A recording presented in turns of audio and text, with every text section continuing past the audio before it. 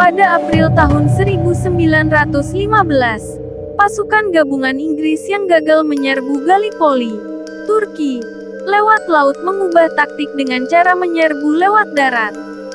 Serangan darat pasukan gabungan Inggris yang dipimpin Jenderal Hamilton rencananya berupa pendaratan ratusan ribu pasukan infanteri di sejumlah lokasi strategis tapi berisiko tinggi.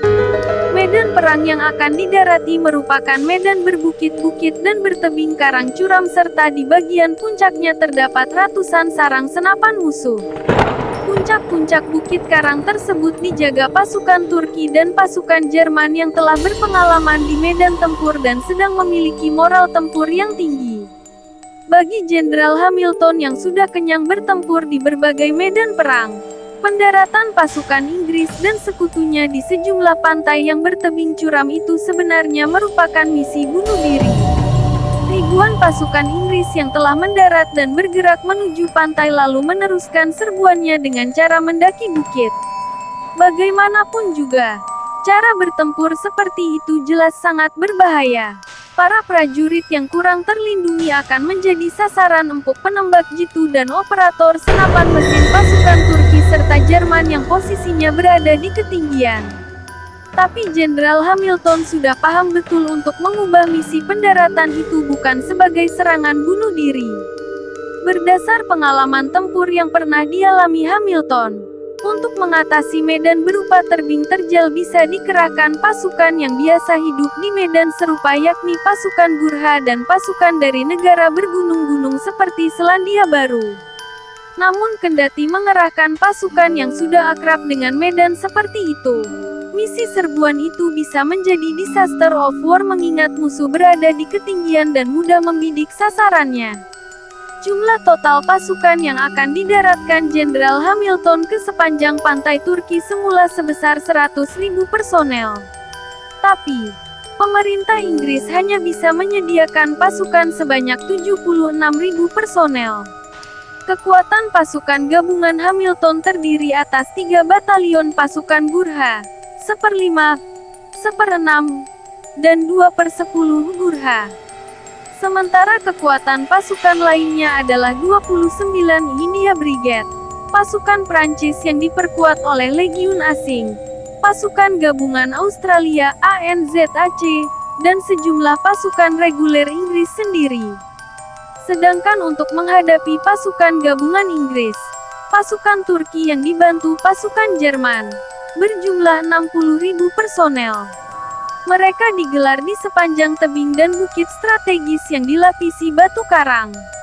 Pertahanan pasukan gabungan Turki demikian kuat sehingga seperti tidak ada tanah sejengkal pun yang tidak dijaga baik oleh pasukan Turki maupun Jerman. Dengan formasi pertahanan rapat seperti itu, kehadiran pasukan penyerbu memang seperti sedang menyongsong kematiannya.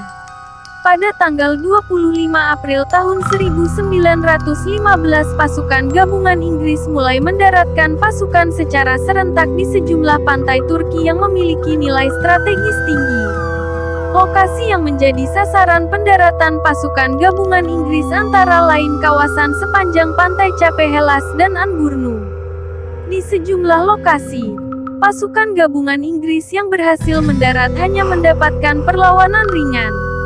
Tapi di sejumlah tempat lainnya lokasi pendaratan pasukan gabungan Inggris justru menjadi ladang pembantian. Di pantai Anburnu misalnya, pasukan Inggris yang didominasi ANZAC yang semula berhasil mendarat dan maju ke kawasan berbukit yang dikenal sebagai Chunuk Bair langsung disambut tembakan gencar. Tembakan gencar itu berasal dari sarang-sarang senapan mesin pasukan Turki yang membangun pertahanan di sepanjang puncak bukit. Tembakan peluru senapan mesin yang rata-rata akurat dan berasal dari ketinggian langsung membuat pasukan gabungan Inggris kocar-kacir. Akibat sergapan yang disiapkan pasukan Turki di kawasan Chunuk Bair ini, pasukan ANZAC yang susah payah bergerak maju kehilangan lebih dari 5.000 personelnya. Kehilangan ribuan pasukan dalam waktu singkat langsung menyebabkan daya pukul pasukan Inggris merosot. Pada tahap serbuan awal itu hampir semua kekuatan pasukan Inggris kehilangan banyak pasukan sehingga butuh dukungan pasukan baru. Akibat korban yang jatuh dalam kampanye Gallipoli demikian besar, Inggris akhirnya memutuskan untuk mengevakuasi seluruh pasukannya agar tidak mengalami kehancuran. Kekuatan pasukan gabungan Inggris yang tersisa saat itu tinggal 90.000 personel. 4.500 hewan pembantu perang seperti kuda dan keledai, 1.700 kendaraan tempur, dan 200 meriam. Sementara jumlah pasukan gabungan Inggris yang gugur sangat besar. Pasukan Anglo-ANZAC kehilangan 205.000 prajurit dan Prancis kehilangan 47.000 pasukan. Meski begitu, korban tewas yang diderita Turki juga tak kalah besar, mencapai 250-300.000 pasukan. Dari berbagai sumber, terima kasih sudah menonton video ini. Jangan lupa subscribe, like, komen,